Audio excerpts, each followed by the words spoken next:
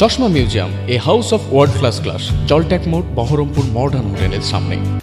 আজ বহরমপুর সাংগঠনিক জেলা বিজেপি কার্যালয়ে সাংবাদিক বৈঠক করলেন বিজেপির জেলা সভাপতি শাখারব সরকার। তিনি বলেন, ভরতপুরের বিধায়ক নাকি বলেছেন যে দুই বিধায়কের ঠ্যাং ভেঙে ফেলে দেবেন।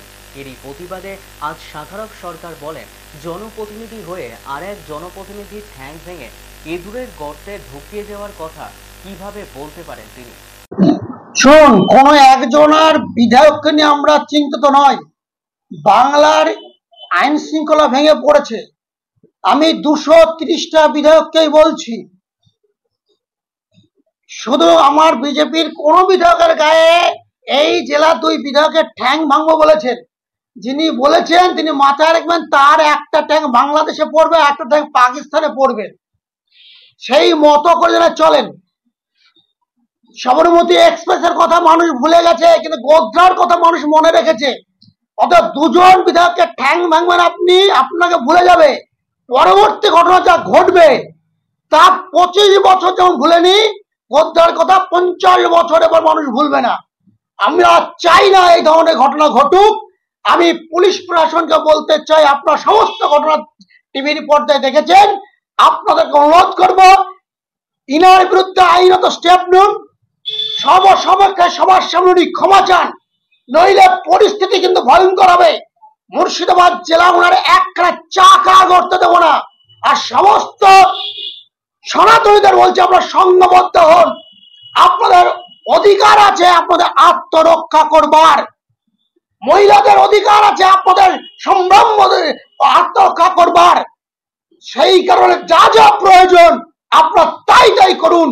ভারতীয় জনতা পার্টি আপনাদের পাশে ছিল, আছে এবং থাকবে।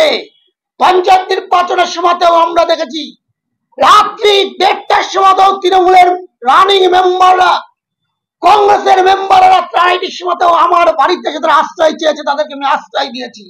তাদের আশীর্বাদে মোদীজির উন্নয়নের জোরে গা বাজিয়েছে। যে বিধায়ক বলছেন ঠ্যাং ভাঙবো, তার ঘরে শিন কেটে ভরতপুরের মতো জায়গায় আমরা পঞ্চায়েত দখল করেছি। সালারে তাণ্ডব দেখেছে, আমি নিজে সেখানে সালারে দাঁড়িয়ে নমিনেশন করিয়েছি। সেই কারণে আমরা আছি। বড় সনাতনীর গায়ে একটা হাত পড়ে, রাত্রি 12টা হোক 1:30টা হোক, শাখারব ছিল, আছে, থাকবে। আর আমি পৌঁছানোর আগে আপনারা শুধুমাত্র আত্মরক্ষা করবার জন্য যা যা প্রয়োজন, আইনের চোখে যেগুলো নিষিদ্ধ নয় সেগুলো অবশ্যই রাখুন। আপনার অধিকার আছে। আপনাদের মাথায় যা যা বুদ্ধি আছে রাখবেন। লঙ্কার গুরু রাখতে পারেন, বাড়ির বডি রাখতে পারেন, রামদা রাখতে পারেন, তীর্ধনুক রাখতে পারেন, ইত্যাদি ইত্যাদি। আজ যারা আইনের তৃষ্ণায় আইনকে বাঁচিয়ে, আমি আবার বলছি, আইনের উপর আমার দৃঢ় বিশ্বাস এবং আস্থা আছে। কিন্তু আইন আছে বলে এই নয় যে আমাকে কেউ খুন করে দিয়ে, মেরে দিয়ে, ঠ্যাং ভেঙে দিয়ে চলে যাবে। এটা হতে পারে না। আমার অধিকার আছে। অতএব যার যেমন মতো আছে, বারবার বলছে আইনকে বাঁচিয়ে যা যা রাখার আপনারা রাখুন, নিজের আত্মরক্ষার জন্য।